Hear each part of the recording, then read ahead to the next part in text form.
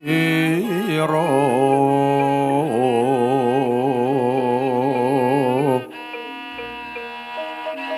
sang Dwijawara ambreneng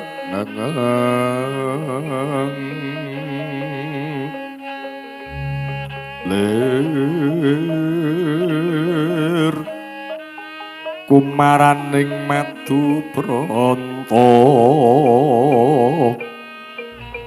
manungsung sari ning kembang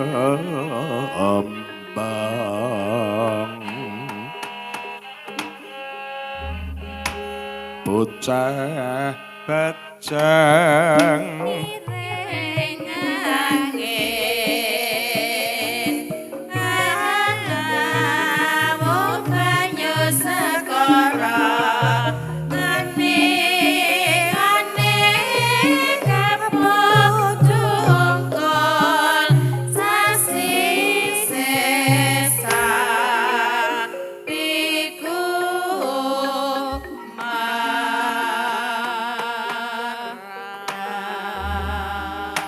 lah ing kono to wau klentak-klentu nata mandura dalah begawan Brahma Krestu ya begawan Trilocana adu atosing balung uluting kulit adu kanoragan kepara adu kasudibyan eling-eling Brahmana tibane saklangkung digdaya kalintang jayeng perang datan kenging kepenyak kapidak wewayanganira pasang ing wewelat nata mandura nglempuruk dadi reca kacempulaken wonten pakundaran suka bungah marwata siwi sangjapara Kurawa Dyan Gatotkaca Antaraja kendhang kapracondhan tanggap ing sasmita putra Pandhawa ndugal kewarisan Dyan Antasena Dyan Wisanggeni lumawat gya amrepeki dhateng para punden ing lengkeng araga imawan Rajang Wana Prajaten sungkawanira satriya putra Pandhawa eling-eling trah kusumara sing maduwijining andana warit sumundul kanjiwangan pakujamur kataliwarna keringat sungu lembuhan dini kinebur kawah candra dimuka pratitis pancining gara-gara eka bumi dwi sawah trigunung catur samudra panca tarusat pangonan sapta pandhita asta tawang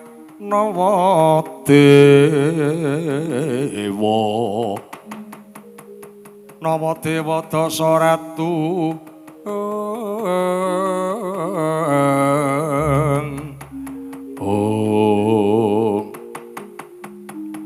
gara-gara bumi langit padha tangisan-tangising bumi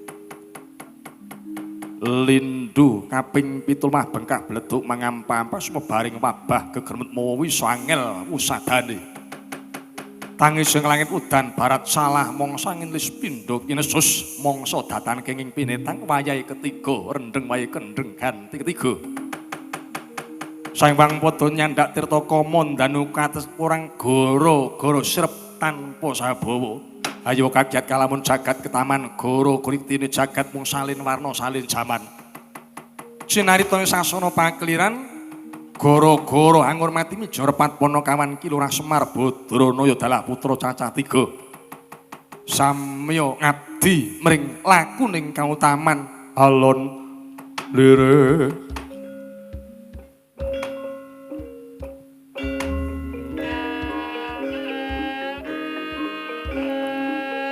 yaning talaga kadi langit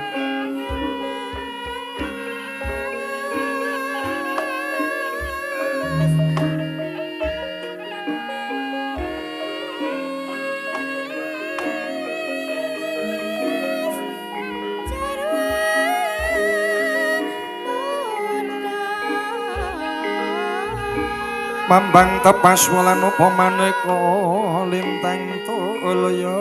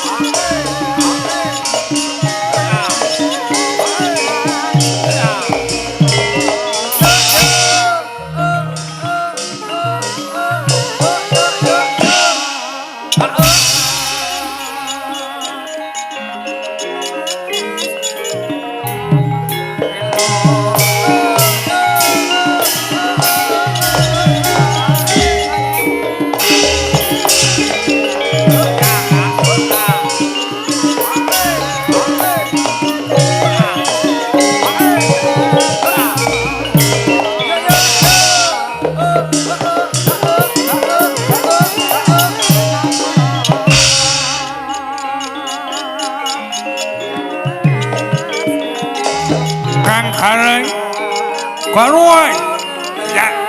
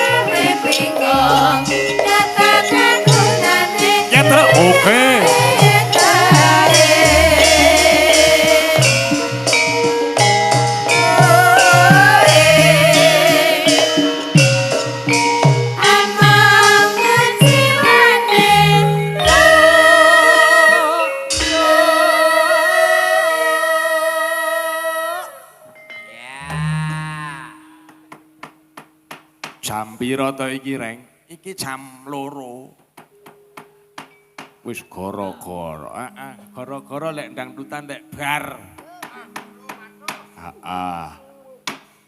ya nduk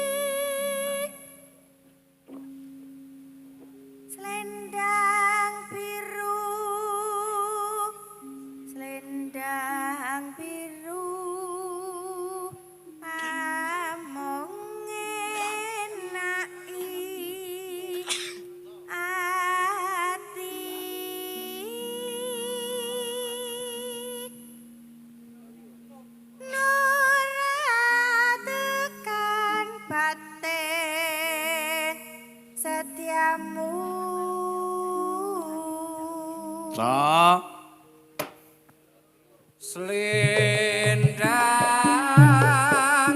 biru nganggo goyah goyah telas mawon telas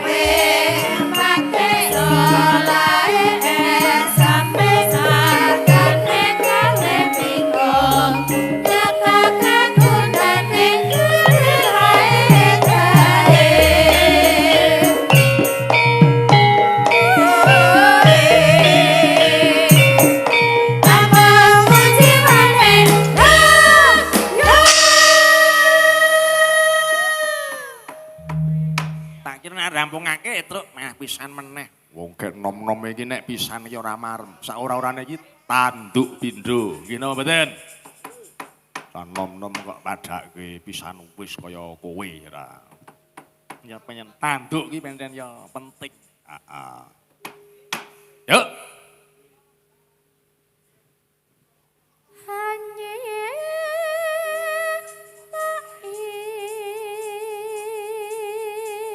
Kayak kok ana sing gawe tempo apik men trik. Rumang saku kaya sing Maulaya sa lewasa icik. Kaya nggon HP ngono.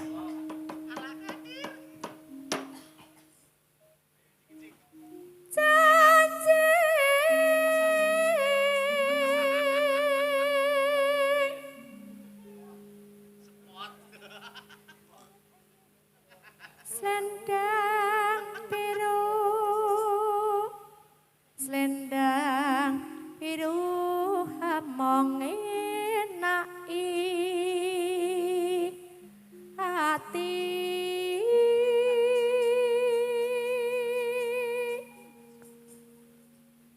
lara tekan paten satyamu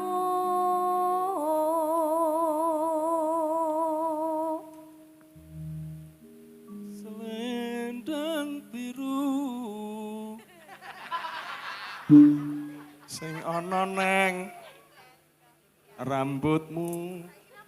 Mas Jon santai Mas Jon, santai Mas Jono santai. Ayo. Dirolu selendang biru.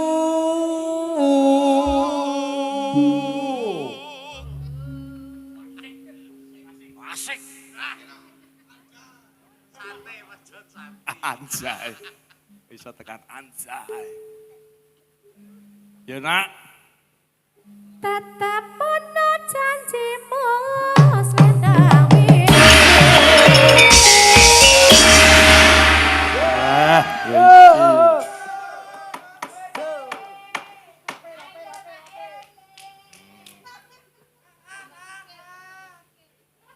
Karang ya selendang biru ki nek cah nom-nom ki udu iki ya.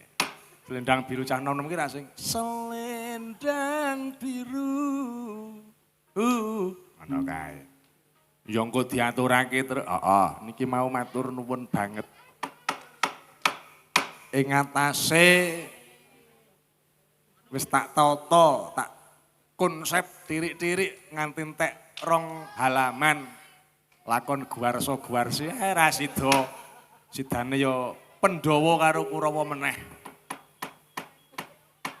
Mongko aku wis 12 taun mayang nang desane dhewe iki niki ya wis ora ana lakon Ramayana, ora ana lakon dewa-dewa tumurun biyen anane ya ming Pandhawa karo Kurawa. Iki pancen sing dikersakake para pandemen lan para sepuh mligine para paniti laksana.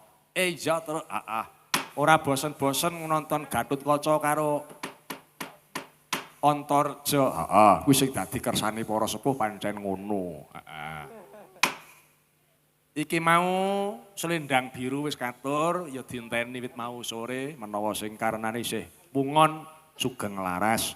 Ora liwat aku ngaturake kasugengan sugeng pungon marang para pemirsa pandemen Jagoan Neon Channel sing diasta adhiku wong bagus Mas Afif saka Kaloran Sembong. Muga-muga manfaat kanggone Bebrayan Agung channel-e saya ngrembaka. Amin ya rabbal alamin. Wis, aku wis ora iso matur apa-apa, jernyatane pamundutan ya wis kapinangkan kabeh. Mung karek nderek karo adi-adiku karo mbak yuku sing bakal berkahi nang desaku kene. Pun monggo. Wis sekono Eni Jumo, ayo ngaturke apa Mbak Eni? Kanggo merdeka ngoten mawon. Kadamel merdeka sekeca ngono wae enak. Heeh. Tembangane esuk-esuk.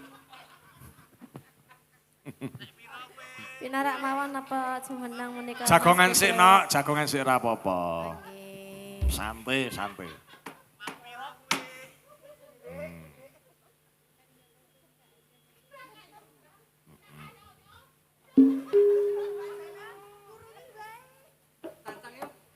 Iki wonten biang keroke kok ya Allah. Ja.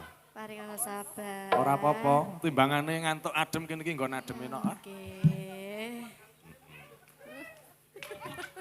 Ya Allah di untune iki lho di. Astagfirullah. Nggih, lelakone pun apa menika Mas Petruk? Nek sing dikersakake kuwi apa kuwi? Sing nganggo iki lho. Ayo rowang niki lho. Apa kuwi? Oh, nggih, ngano to. Pelok kuwi to sing Ayo roang. ngono meh rahina. Alah. Wong arep ngeling-eling langgam kok. Ora dadi-dadi. Heeh. Piye-piye? Heeh. Nyun gendare pelok ki, Nang. Heeh. Pelok biasa wenek ini ya, pelok biasa ya. Dibawani terus mengko diaturke langgame sing mat-matan ya kuwi meh rahina. Amarga apa?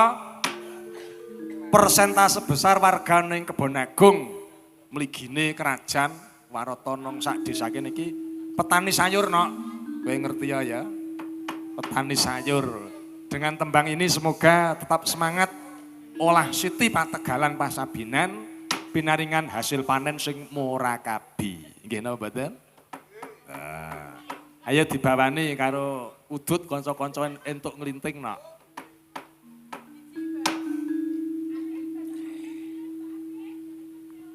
Ayo rawang. Baiki.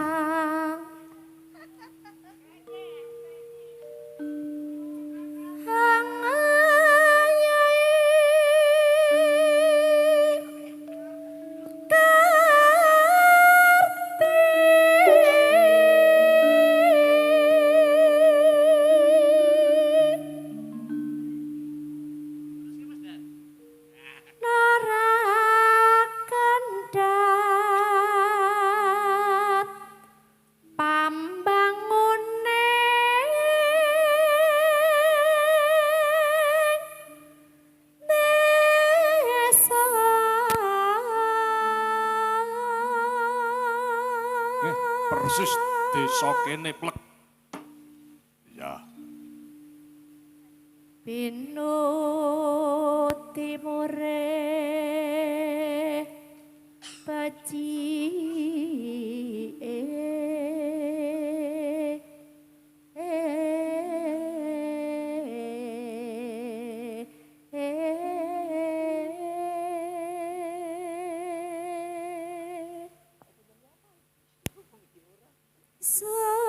supaya tansah maju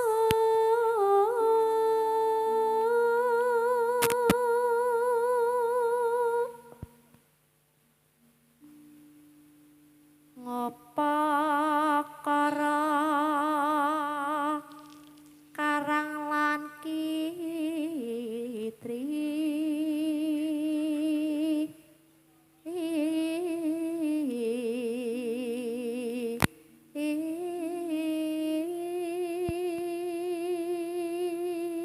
Aja nganti bumi kuwi sejengkal wae nganggur. Kudu ditanduri lan dimanfaatake. Ngaten. Heeh. kaya rukun tumantang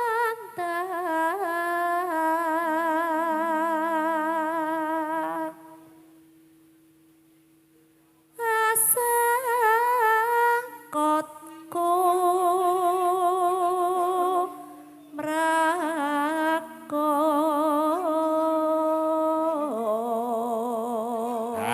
Iki sing wis rada terkikis nak yen nggon sampean kono piye kabare?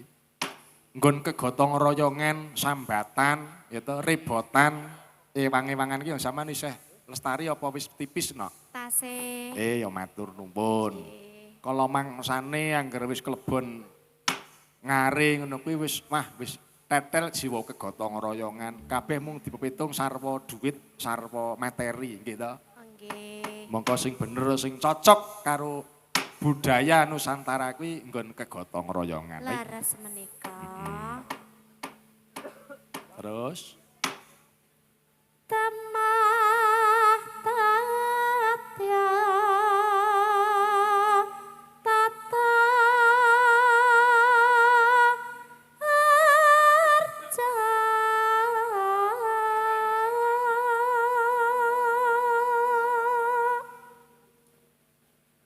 anda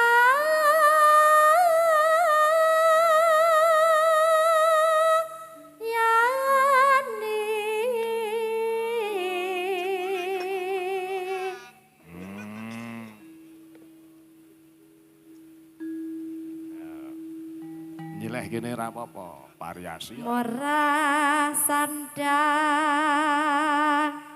pangan yakti.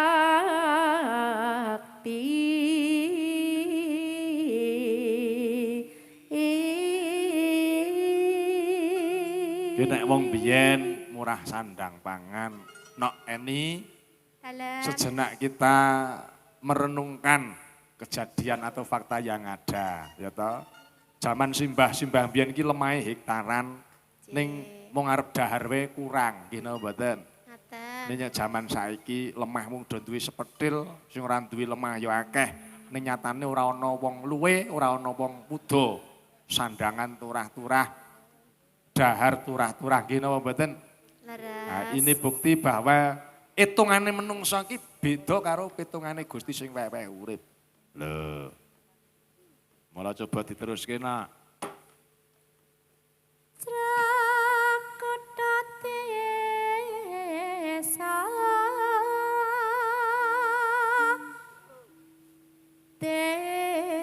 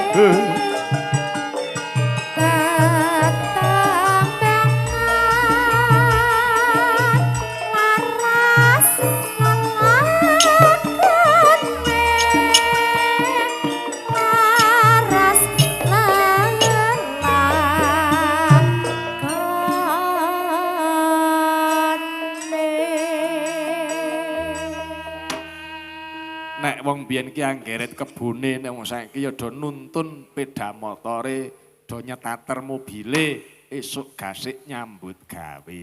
Nggih napa mboten? Nah, pasar pagi ke jam 3 aku wingi bali ngaji saka Banjarnegara iki ora ndirasa wedi liwat bulak-bulak mergo apa kanca-kanca sayur ya wis do tindak kabeh. Lho. Heeh. Monggo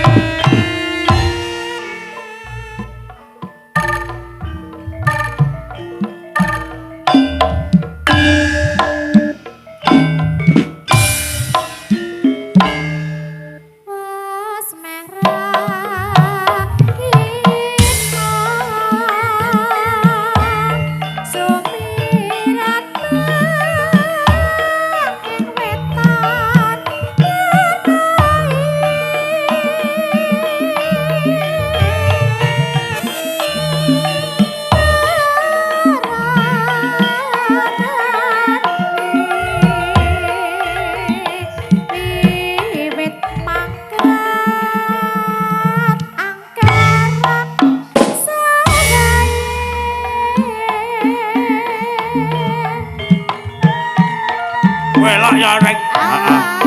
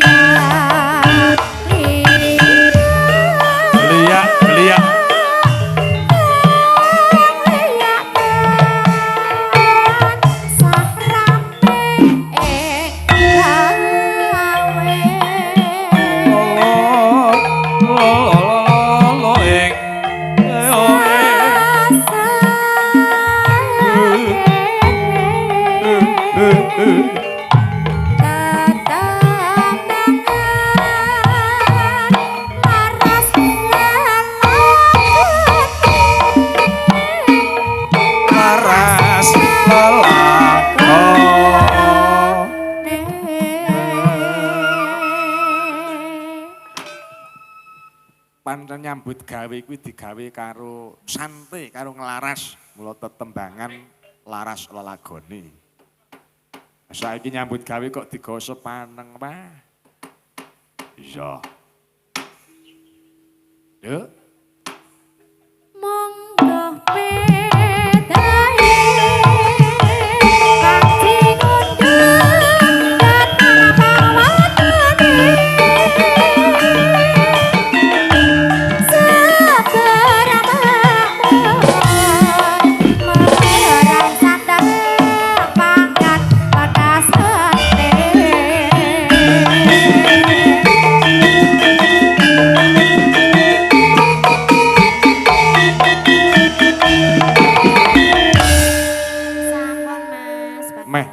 Jono, mathuk banget.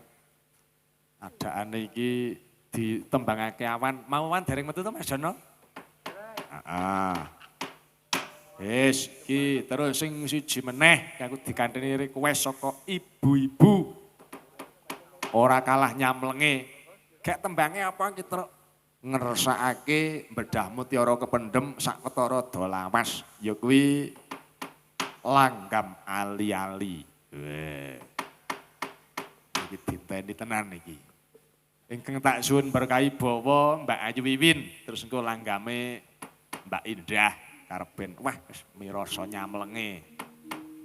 Slendro ya terus slendro wae paringane Mbah sapa niki sing maringi? Mbah Gesang napa Mbah Nartasabdo? Ali-ali. Mbah Nartasabdo nggih. Ya. Slendro biasa. Nglinting-nglinting ya, kanca-kanca mburi untuk nglinting.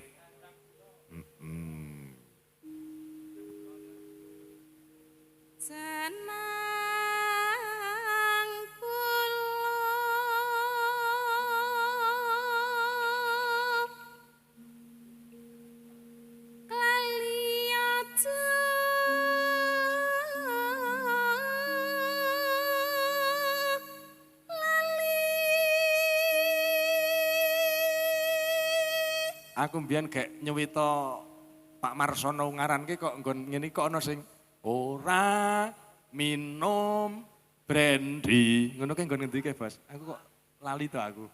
Nggon pas opo ngono lho. Oh alah alah. Ya karo dieling-eling heeh. Kelingan aku mbiyen. Enggak, Bu?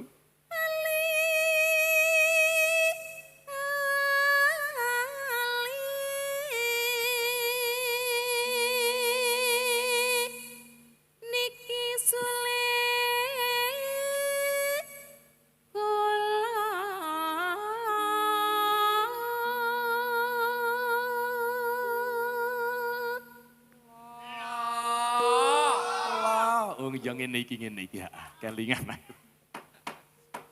Sowan menyang sowan dianggep sapele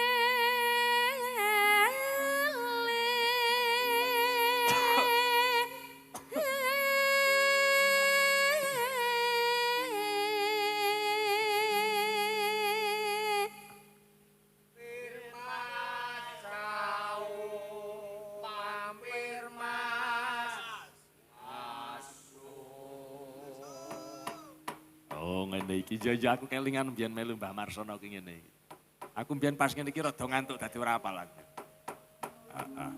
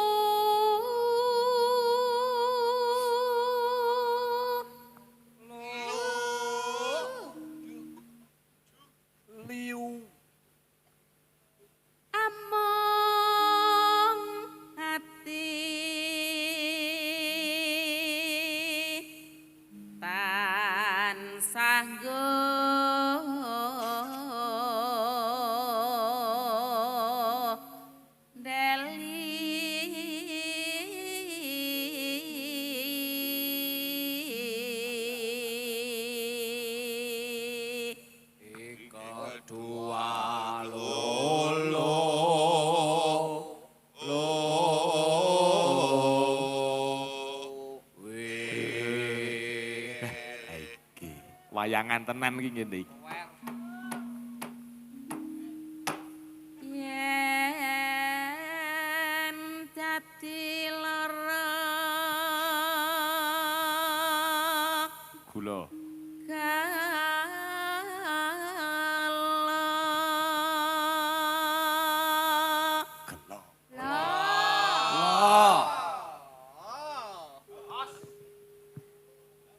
sedirinten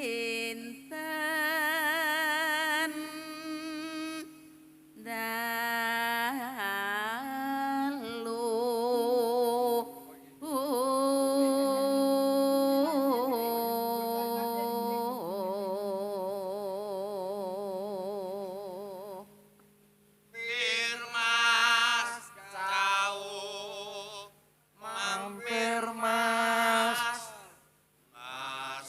Jo. Jo.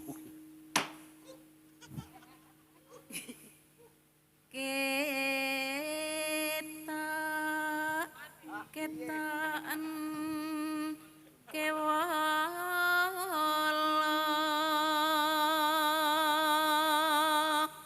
lah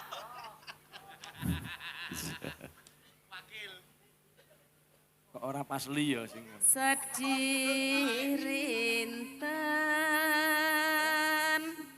dalu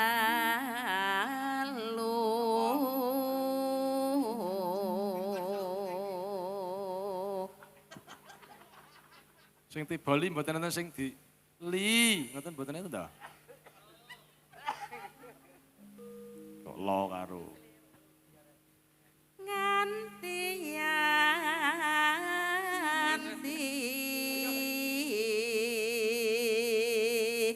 besok apa bakal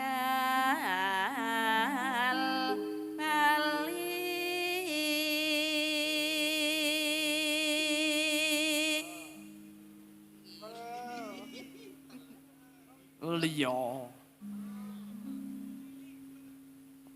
yen bali pecah kula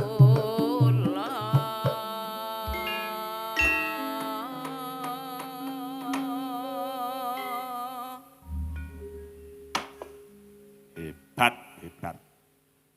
Ayo langgame Mbak Indah. Sak lembar mawon kok Mbak, ora usah suwe-suwe. ngagem ali-aliku Jan. aja lali marang aku nadyan kula boten melu besuke ngelingono lelametku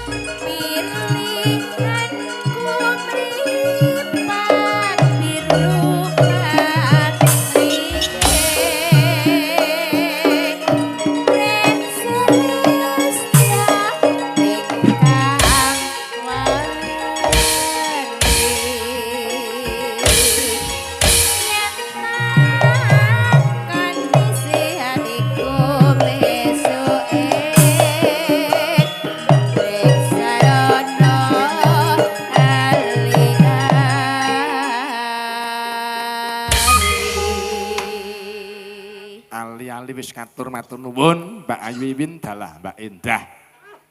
Wis saiki nek ngaturke dangdut monggo kanggo esuk-esukan ngeten iki. Monggo. Mbak Eni karo Mbak Tri tak suwun ya ngadego neh ra apa-apa esuk-esuk nok isih do ditunggoni apa to kae jane. Oh isih ana 7 nok sing nunggoni ra apa-apa. Lenggah ya kena ngadeg ya kira nderek karo sampean wong nyatane ya iki jam setengah. 3 punjul lah jam 3 kurang sikik. Ngaturke apa Mbak Tri? Kanggo esuk-esukan ngene iki sing rada nyamleng rasane. Enggak. Nggih, manut mriku mawon. Iya.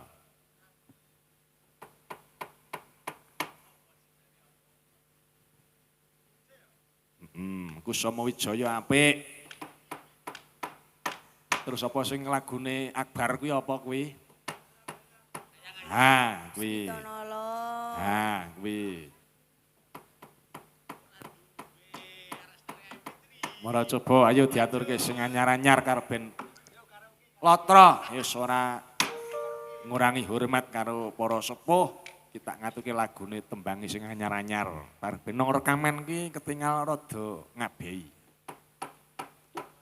Ya.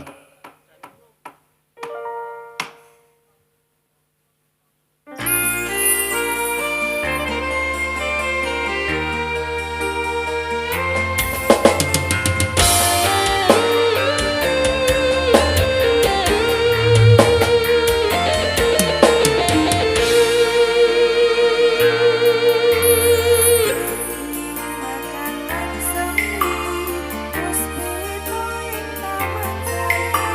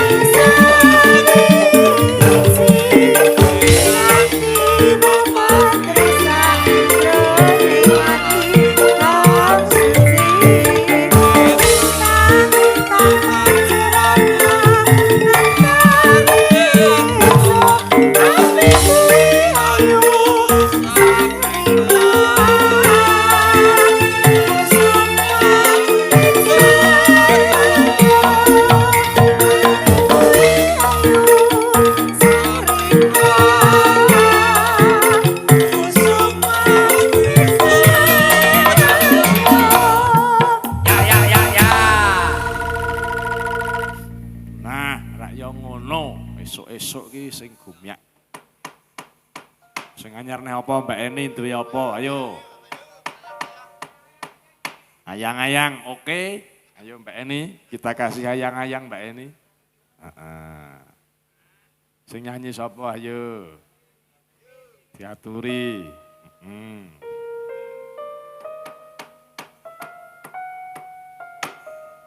Nah, gini gile.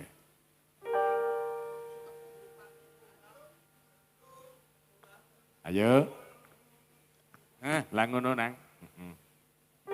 Namanya siapa namanya? Adi Setiawan. Nah. Ya. Ya. Rumahnya mana, Mas? Sumowono. Sumawono. Sumawononya Mau duduk atau mana? mau berdiri? Duduk aja ya.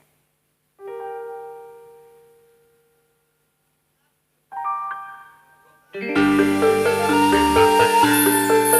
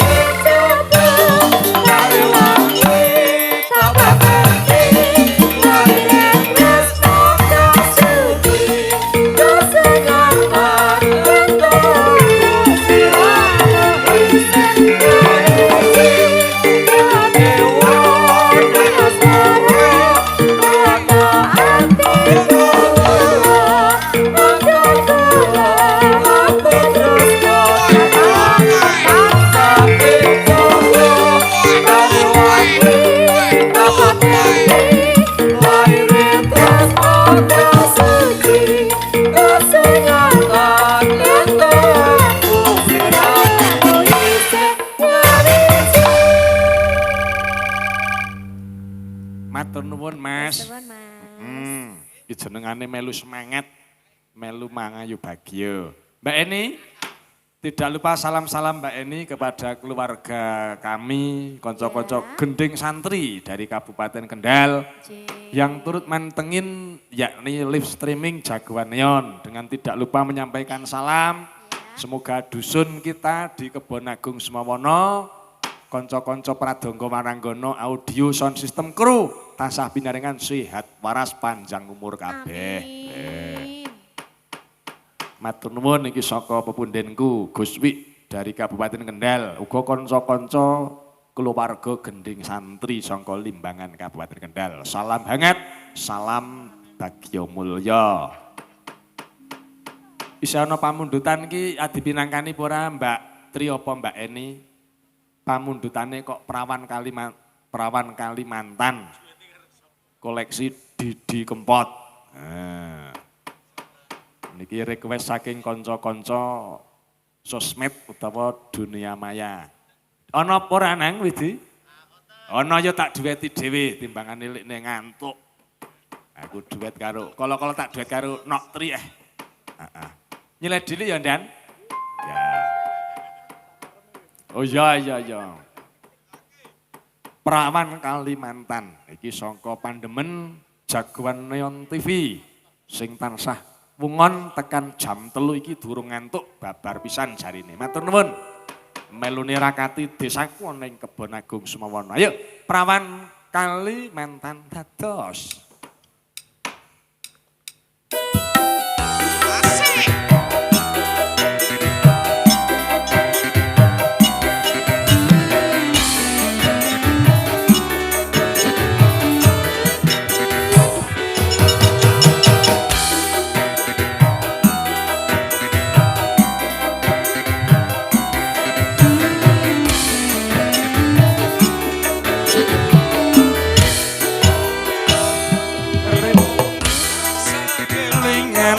Perawan ayu Kalimantan bantah kuleng tak sayang-sayang nganti kaya wong kedanan.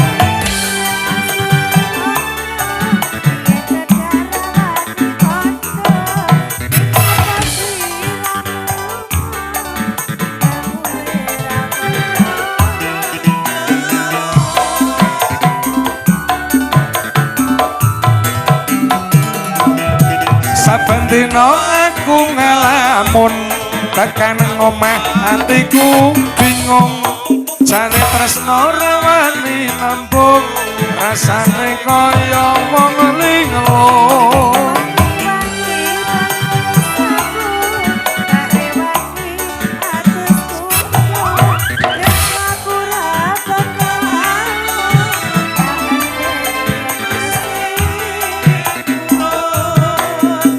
Agung audione sekicir ojo lali.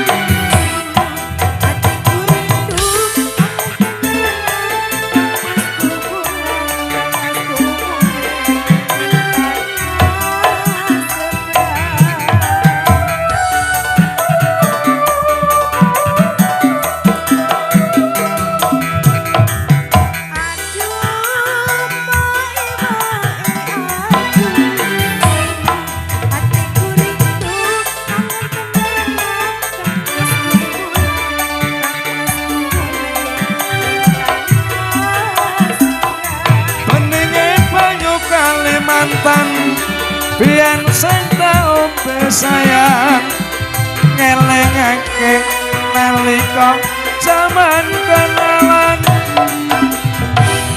Rina wengi aku ngalamun tekan omah atiku bingung jane tresno rawani nambung rasane kaya wong linglung.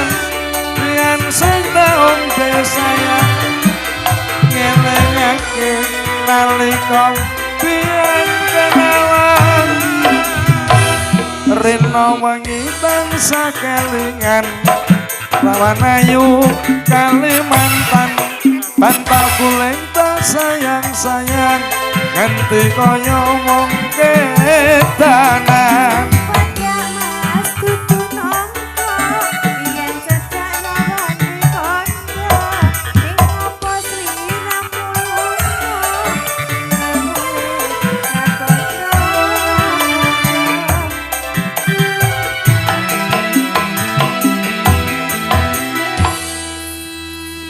Ah, terima banget.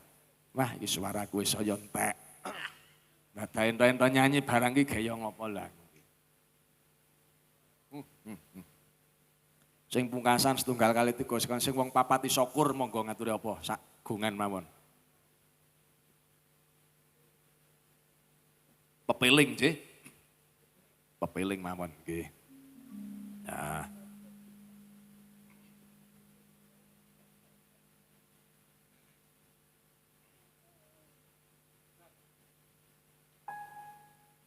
ngedunke wahyu terus warna. Yo, setunggal kalih tiga sekaman.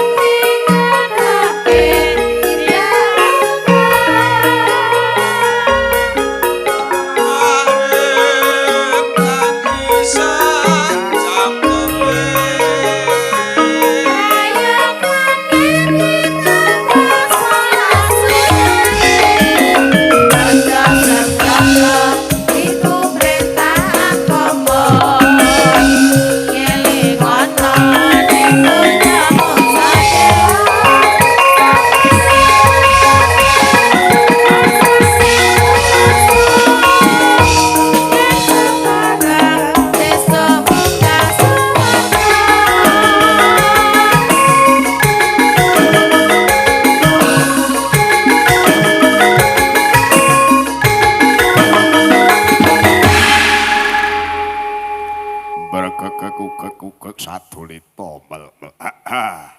Dole nologa